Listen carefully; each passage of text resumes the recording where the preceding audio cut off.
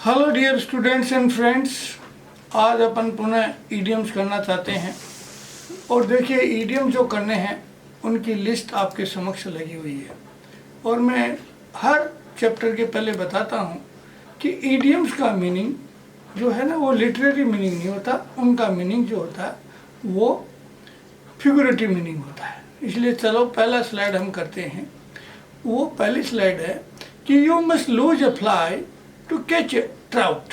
देखिए, हम जब भी फिशिंग करते हैं, देखो एक उदाहरण है, फिशिंग करते हैं तो फिशिंग रोड के जो हुक है उस पर एक छोटी सी फिश लगाते हैं ताकि उसको बड़ी मछली को जो ट्राउट हुआ उसको एक टेम्पटेशन मिल जाए कि वो उसको पकड़ने आए और वो खुद उसमें फंस जाए। इसलिए कहने का मतलब है कि यदि आपको कोई बड़ा काम करना है तो छोटा सा काम तो आपको जागृत होकर के करना ही पड़ेगा। जिस प्रकार से कि आपको यदि रोशनी चाहिए, है ना, पूरा काम आप कर सके, तो आपको स्विच तो ऑन करना ही पड़ेगा। चाहे पंखे का हो, चाहे लाइट का हो, या चाहे सेविंग्स का हो, या आपको बड़ी सेविंग्स करनी हो तो छोटी छोटी सेविंग्स से तो आपको करना ही पड़ेगा। तो you must lose a fly, इसका मतलब है छोटा सा तो इन्वेस्टमेंट आपको करना ही पड़ेगा, कोई बड़ा आपको प्राप्ति करनी हो तो। चलिए नेक्स्ट स्लाइड लेते हैं। नेक्स्ट है, you can not catch old birds with चाप। चाप होता है, देखो, भूसा, यानी अनाज से अलावा जो अनाज जिससे ढका रहता है, जो उसकी वैल्यू बहुत नेग्लिजिबल होती है, तो वो उससे आप जो है ना कोई ओल्ड बर्ड को नहीं पकड़ सकते। यानी आपको बर्ड्स को यदि ट्रैप करना हो तो ओल्ड बर्ड्स जो है ना चाप से ट्रैप नहीं होगी। उसके लिए तो आपको बहुत शानदार जो है ना वीट डालना पड़ेगा।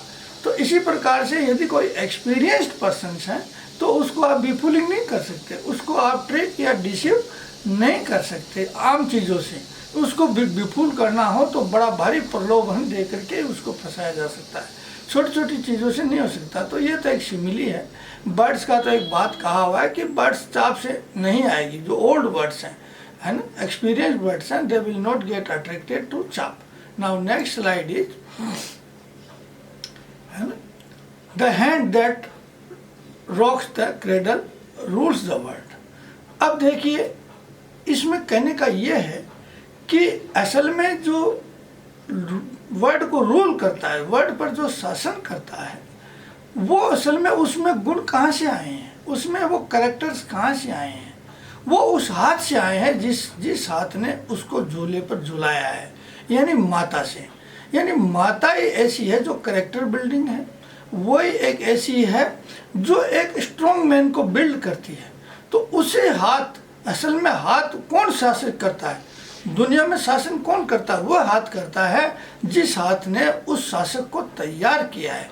यानी the hand that rocks the cradle, यानी जो क्रेडल को झुलाता है, जो झूले को झुलाता है, असल में वो रूल करता है वर्ल्ड को। दिखने में तो वो व्यक्ति लगता है, एक बच्चा लगता है जो माता का पाला हुआ है, परंतु असल में वो माता का हाथ है जो दुनिया पर शासन करता है। तो इसलिए ऐसे कहते हैं कि जो वुमेन है वो स्ट्रॉन्ग इन्फ्लुएंस अपने चिल्ड्रन पर करती है। जिस प्रकार से द वुड दैट नेवर, जैसे ये जो है ना विलियम वालेस की ये जो एक पोइम है जिसका आखिरी स्टैंजा ये है, for the hand that rocks the cradle is the hand that rules the world. यानी माता का जो है वही ऐसा गुण है जो बच्चे में ट्रांसफर होता है और वो बच्चा ही शासक बनता है। Now next slide is, why keep the dog and bark yourself. जिस चीज को आपने जिस काम के लिए रखा है उसका काम उसे ही करने दिया जाना चाहिए।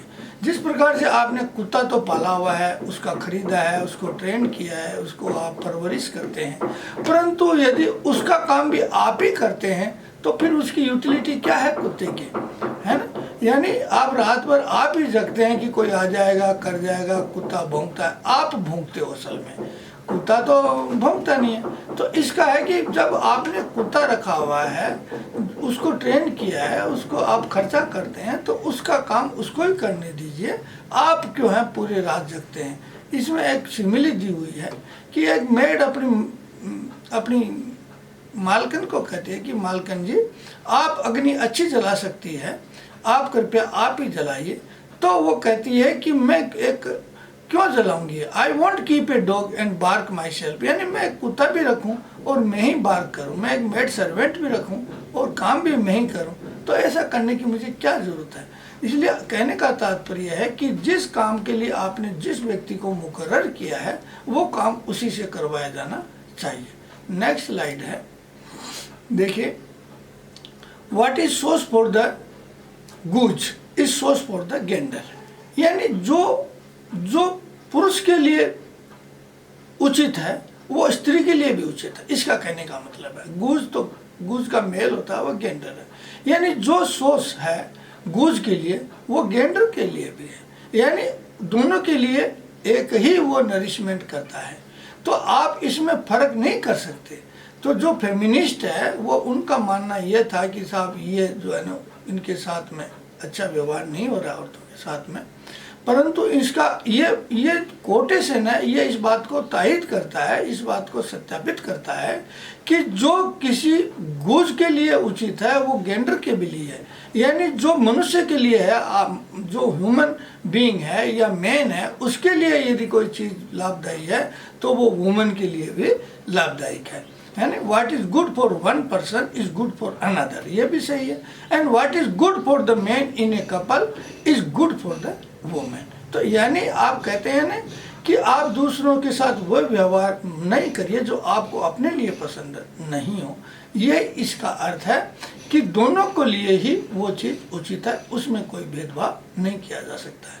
Next is a bed Penney always comes back. देखिए, पेनी जो पुराने टाइम में 14वीं शताब्दी में पेनी चल गई थी, गोल्ड की, सिल्वर की, तो लोग बाग थोड़ा सा गोल्ड उसका काट लेते थे, सिल्वर काट लेते थे, और बेड पेनी ही सर्कुलेशन में रहती थी। बाकी अच्छी पेनी है जो पूरा एकदम थोरोली बिल्ट जो कॉइन था वो तो लोग होर्डिंग अपने पास कर लेते थे फॉर गोल्ड और सिल्वर, और जो थोड़ा सा जो टर्नकेटेड होता था जिसमें से गोल्ड और सिल्वर थोड़ा काटा हुआ होता था, वही पेनी जो है सर्कुलेशन में रहती थी। हो सकता है कि आपने किसी को वो पेनी दी हो तो घूम फिर के आपके पास ही वही पेनी आ जाए।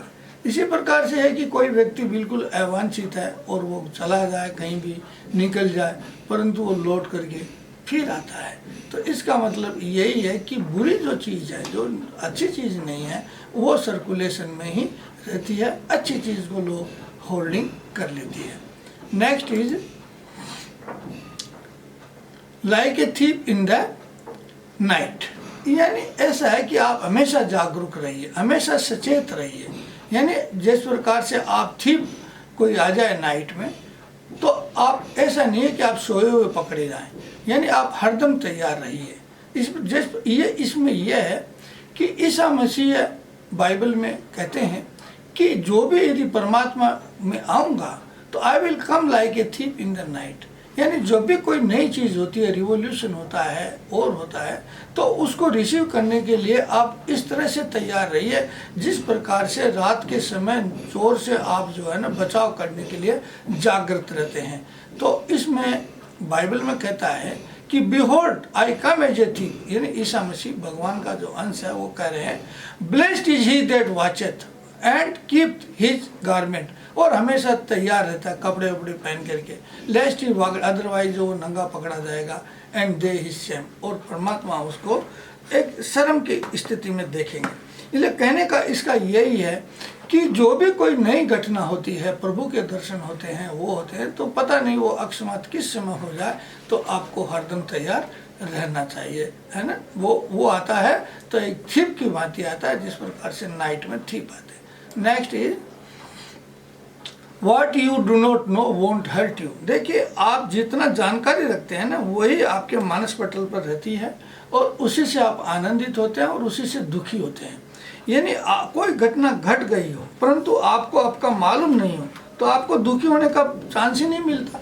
मान लो आप फेल हो गए हैं, आप फेल हो गए परीक्षा में, बुरी तरह फेल हो गए, परंतु आपको पता नहीं है, आप अपनी बर्थडे पार्टी कर रहे हैं, तो आपको कोई पता नहीं है, आप आनंद में हैं। तो जिस चीज़ की आपको जानकारी ही नहीं है वो आपको दुखी नहीं कर सकती। इसलिए जितने आपकी जानकारियां बढ़ती है, दुखी होने के अवसर भी उतने ही हो जाते हैं। नेक्स्ट, तो आज के लिए इतना ही मैं इडियम्स लेकर आया हूँ। नेक्स्ट टाइम आपके लिए और शानदार लेकर आऊँगा, आप इनका रिकॉर्ड रखें। और इडियम्स का मैं बताया हुआ है कि आज जो मैंने कराई है ये प्रोवर्ब्स हैं। प्रोवर्ब्स का मीनिंग भी जो है ना वो लिटरेरी नहीं होकर के फिगरेटिव होता है। और एक बार यदि आपने ढंग से सुन लिया हो तो वो हमेशा आपको याद रहेगा। नेक्स्ट टाइम फिर आपसे मिलूँगा।